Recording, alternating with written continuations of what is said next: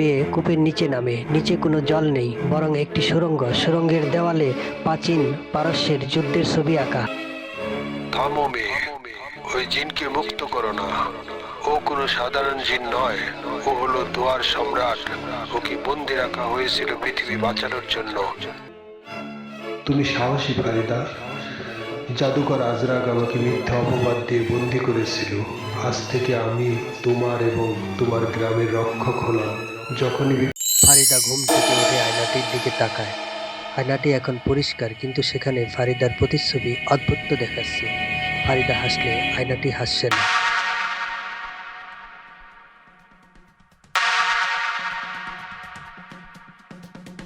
দেখি আয়নার ভেতরে আমি অস্থির দেখাচ্ছি কেন? বাবা বাবা, এদিকে আসো। বাবা ছুটে এসে আয়না দেখে স্তম্ভিত হয়ে যায়। কি হয়েছে ফারিদা? সর্বনাশ, জিনটি মুক্তি পেয়েও সে তার ছায়া রেখে গেছে। এই আয়নাটা এখন একটি অন্ধকার দরজা হয়ে গেছে। গ্রামের পরিত্যক্ত কূপের ধার দুপুর। গ্রামের কূপের জল হঠাৎ করে কালো হয়ে গেছে। গ্রামের পশুরা কূপের জল খেতে গিয়ে ভয় পেয়ে পালিয়ে যাচ্ছে। ফারিদা এবং তার বাবা কূপের ধারে যান।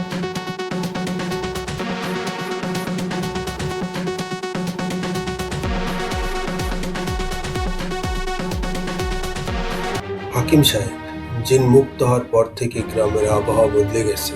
শুকনো মৌসুমেও কেন কালো মেঘ জমেছে আকাশে?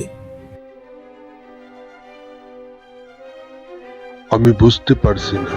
জিন তো কথা দিয়েছিল সে ক্ষতি করবে না। তবে কি আমরা ভুল কোনো মন্ত্র পাঠ করেছি?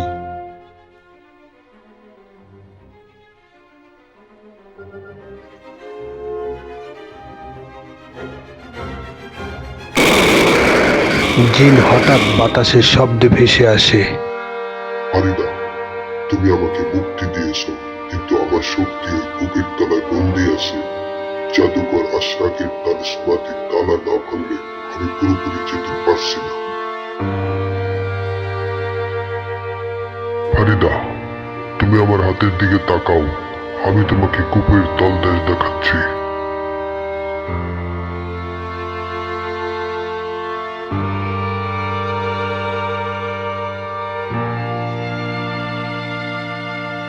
জিন তার জাদু মন্ত্র দিয়ে ফারিদাকে কূপের নিচের এক অদৃশ্য জগৎ দেখায়।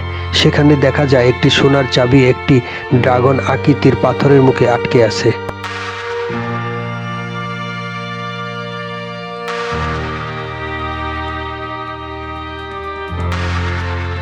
বাবা, আমি নিচে যাব। যে বিপদ আমরা ডেকে এনেছি তা আমাদেরই শেষ করতে হবে।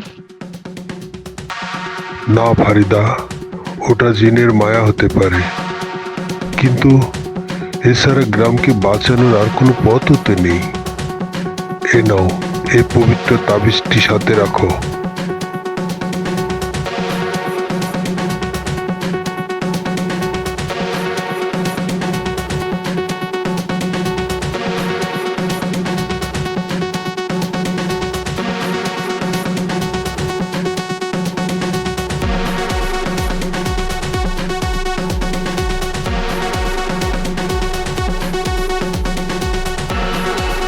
ফারিদা একটি দড়ি বেয়ে কূপের নিচে নামে। নিচে কোনো জল নেই, বরং একটি সুড়ঙ্গ। সুড়ঙ্গের দেওয়ালে প্রাচীন পারস্যের যুদ্ধের ছবি আঁকা।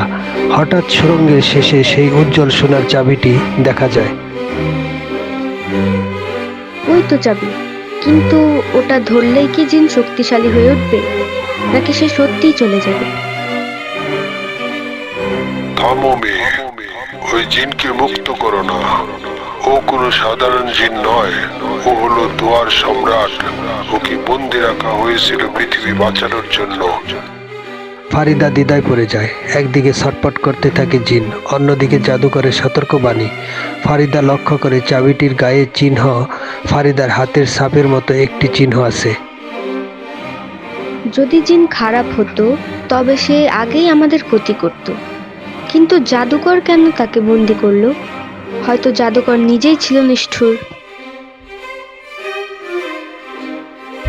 ফারিদা চাবিটি স্পর্শ করে, সাথে সাথে একটি বিশাল বিস্ফোরণ ঘটে এবং নীল আলোয় চারপাশ ভরে যায়।